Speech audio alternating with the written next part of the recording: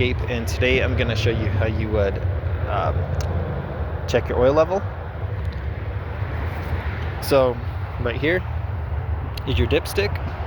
So we'll pull that out all the way, and then I'd wipe it clean with a good rag or paper towel, stick it all the way back in, and then you pull it out again all the way.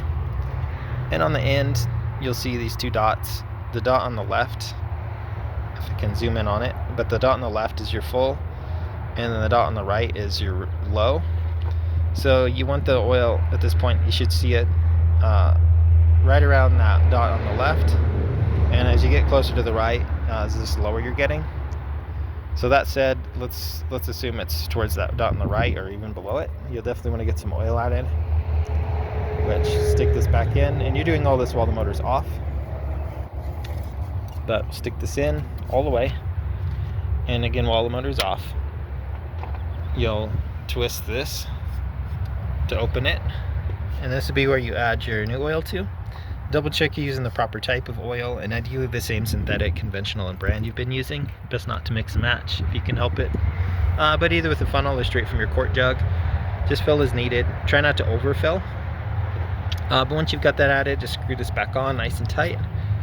And then at that point I would start the car, run it for like 10-20 seconds to circulate the new oil, turn it off again, and then I'd repeat the process we did in the beginning of checking the dipstick, wiping it clean, and then pushing it in again to see if the new level is around the full. And all that said, don't do any of this in place of your regular oil changes, which you can do typically between like 3,000 to 8,000 miles or so, depending on type of oil, recommendations for your motor. As you're getting the higher mileage, probably better to do it a little more often, since cars can burn through more oil. But to do those, you'll just put the vehicle on a slight lift so you can get underneath to the oil pan. You'll pull the plug to drain all the old oil out, replace any filters as needed. Screw the plug back in nice and tight, and then at that point you would just open this up and then add all the oil recommended that would be needed for your particular engine and model. Screw this on nice and tight, and then again I would start the car, circulate the new oil, turn it off, and then double check you've got the proper amount with your dipstick again.